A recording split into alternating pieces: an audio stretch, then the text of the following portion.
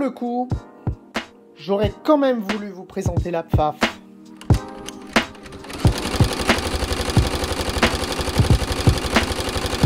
Amis du fil et de la mécanique, bonjour! Aujourd'hui, on va parler machine pilier. Le pilier, c'est la sorte d'organe un petit peu phallique qui sort de ce côté-là de la machine. Ce sont des machines que l'on va surtout retrouver en cordonnerie. Les cordonniers, les chaussures orthopédiques, tout ça vont nécessiter plutôt une machine pilier. Pourquoi? Parce que si on prend une chaussure, au hasard, la mienne, eh ben on voit qu'il y a énormément de coutures. Il va y en avoir là, il va y en avoir là, il va y en avoir là. Puis bon, après, là, il y aurait les machines Goodyear pour pouvoir faire ces points-là. Quand on a une pilier, il n'y a pas de souci. Tout peut passer. Tout, on est tranquille.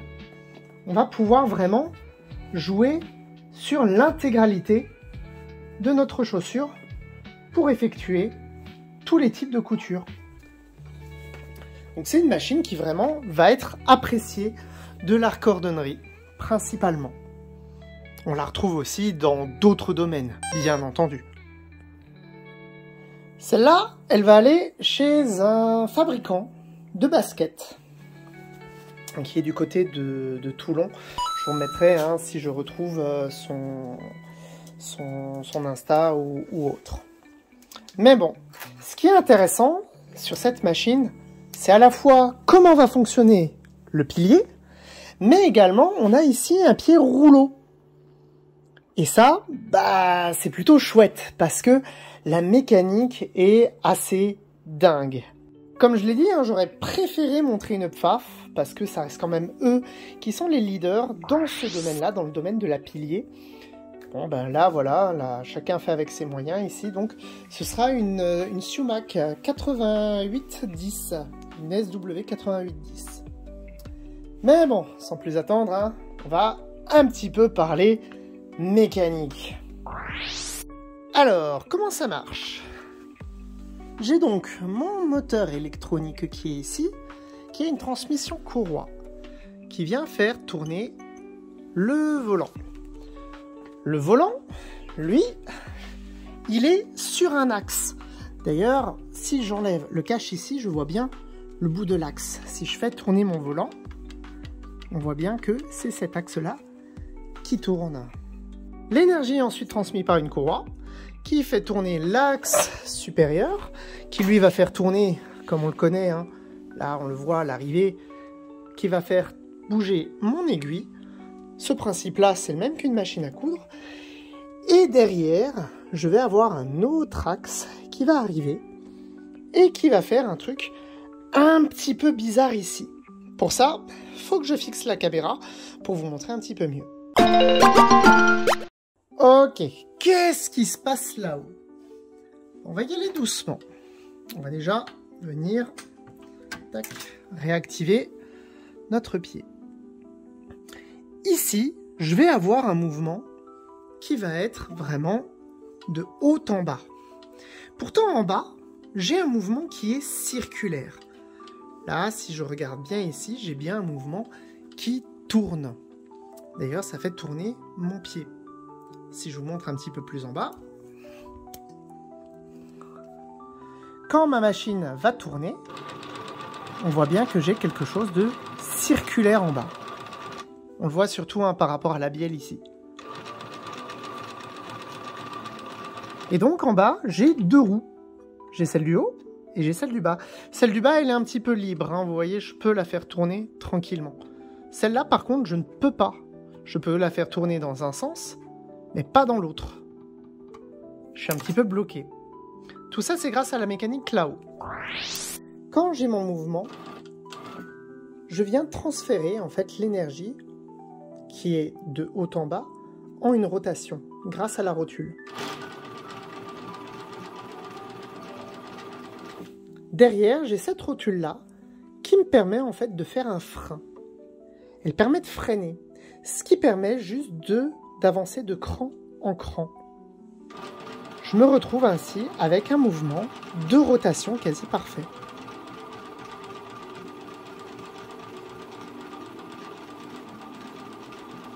Enfin, en haut, il y a une autre subtilité mécanique. Parce que ce que je vous ai pas dit, c'est que l'aiguille ne pique pas sur place. On retourne en bas. Si je regarde bien, mon aiguille va venir piquer en avant.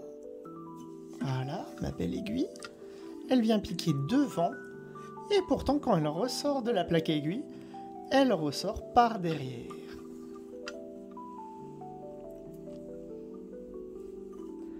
On appelle ça un double entraînement à l'aiguille plus rouleau. La matière, en fait, va toujours être pincée par le rouleau, quoi qu'il arrive. Ça plante, la roue ne tourne pas, mon aiguille remonte et ça fait un petit tour vers l'avant. Là, ça tourne un peu et ça tourne plus. Au niveau de mon crochet, lui, par contre, il reste fixe.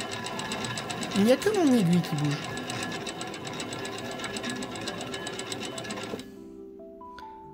C'est cool, hein? Allez, on retourne sur la tête, on va vous montrer ça. Pour l'aiguille, tout va se passer à ce niveau-là. Ici, on a vraiment du mal à le voir parce qu'il est vraiment bien caché.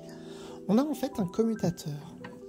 Le commutateur, quand l'aiguille va être en bas, il va tout simplement s'incliner. C'est très difficile de vous le montrer. Et voilà, il y a un commutateur. Le commutateur, quand l'aiguille descend, il va venir faire un petit coup de balancier, puis il va remonter, puis il va faire ce mouvement-là. Alors là, je l'exagère, hein.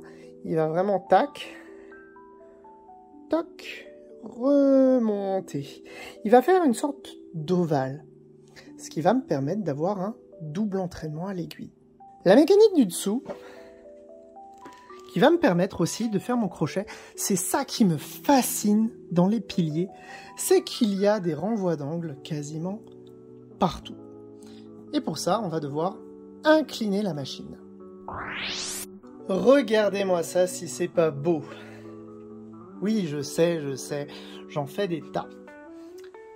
Ici, j'ai donc mon énergie qui arrive, toc, depuis mon axe, de ce côté-là. Et qui va me faire tourner à la fois cet axe-ci et l'axe qui est derrière. L'axe qui est derrière, il va se comporter comme les roues qu'il y avait en haut. C'est-à-dire, si je zoome par là, hop, de ce côté-là, je vais de nouveau avoir, tac, mon axe qui va tourner derrière. Et vous voyez, il fait de nouveau aussi un peu un balancier. Gauche-droite. Et en fait, ça va venir faire tourner les deux petits trous, tac, tac, tac, tac, tac, les deux petits pignons qui sont là. Si maintenant je tourne à la main, voilà, juste comme il faut.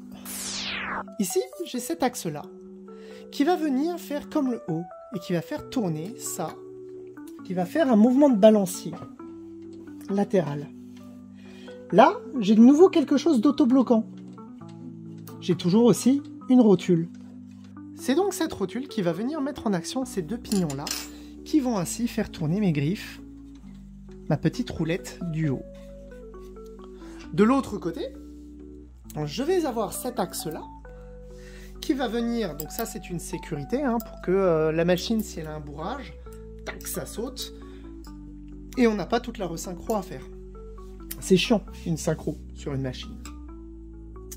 Mais du coup, je vais arriver sur cet axe-là, et donc ici, comme chez Pfaff, hein, je vais avoir cette roue qui va tourner dans un sens, qui va donner sa rotation à cette roue-là, et qui va remonter le long, tap, jusqu'à mon crochet.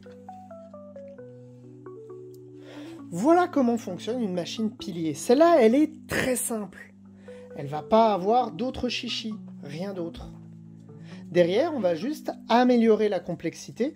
On va par exemple rajouter un autre mécanisme, si on veut, une double aiguille. Ça reste une machine vraiment basique, la pilier. Et pourtant, qu'est-ce que ça fonctionne bien. On teste?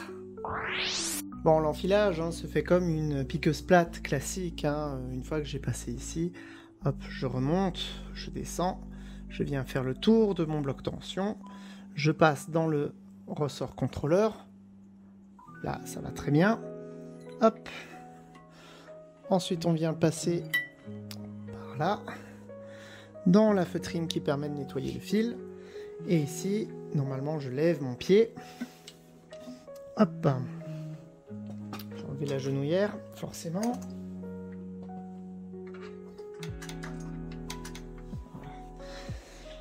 Là, je peux incliner mon rouleau au-dessus de l'aiguille.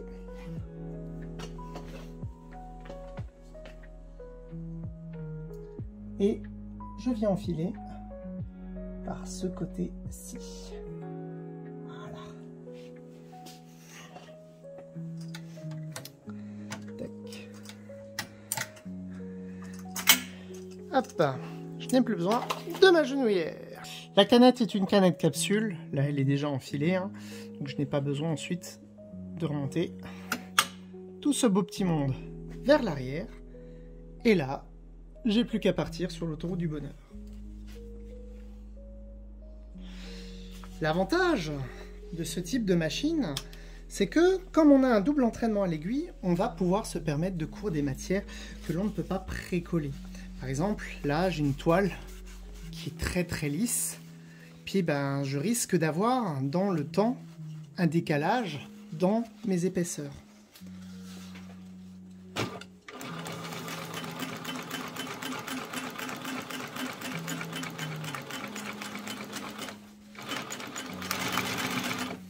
Là, je n'ai pas de décalage.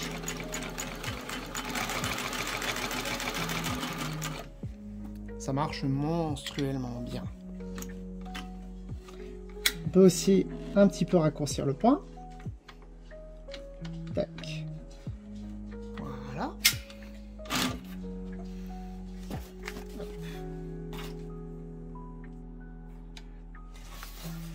Je suis fainéant, j'ai pas envie de refixer à chaque fois la genouillère, la laisser fixer pour le test.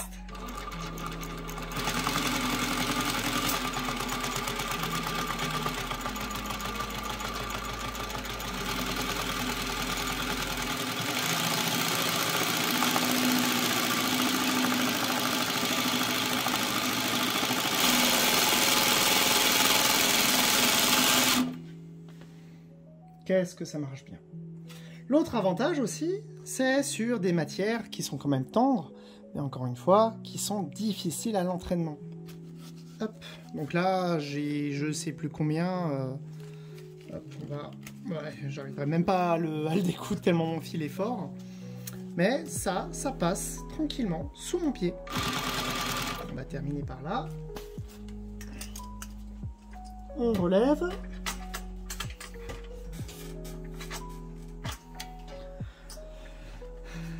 On va passer, voilà, un petit peu.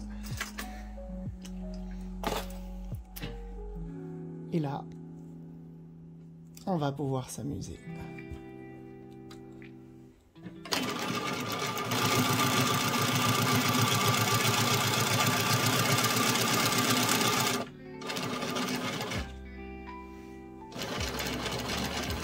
Donc là, on le voit pas très bien. Je vais remettre le point au maximum. Hop, je crois que c'était ça le max. Ouais. Là, on voit bien l'aiguille qui va venir se planter et se relever.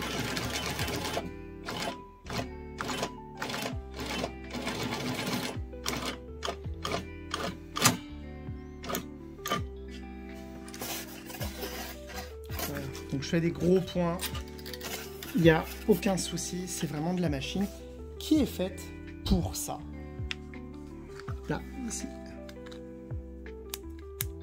Les points sont quand même un petit peu immenses. Donc voilà, ça c'est une machine dite pilier. Mécaniquement, ça reste une machine à coudre. La synchro, ici on a son crochet, on a une aiguille. Avec ou sans rouleau, bah, ça va dépendre de ce qu'on veut faire, mais on reste quand même sur une machine un petit peu classique en soi. Par contre, oui, on va avoir énormément de renvois d'angle qui permettront de faire tourner en fait le crochet ici. On a un coudé en dessous qui remonte, et puis au-dessus, bah pareil, là on a aussi un double entraînement avec ce fameux mouvement d'aiguille qui va venir piquer en avant et qui va aider l'entraînement à l'arrière. Donc encore une fois, hein, cette machine, là elle va partir chez un cordonnier, c'est vraiment prévu pour ce type d'ouvrage-là. Derrière, j'espère pouvoir vous montrer un jour une machine bien plus perfectionnée parce que les piliers, c'est vraiment des machines que moi j'adore. Je trouve ça fun en fait. Le fait d'avoir ce truc qui remonte avec tous les renvois d'angle, ça en fait une machine complexe, certes, mais tellement intéressante. Je trouve ça plus intéressant parfois que les triples entraînements à plat. Mais ça, ce sera pour une autre fois. J'espère que cette vidéo vous a plu. C'était Phil Mécanique et je vous dis à très bientôt. Ciao!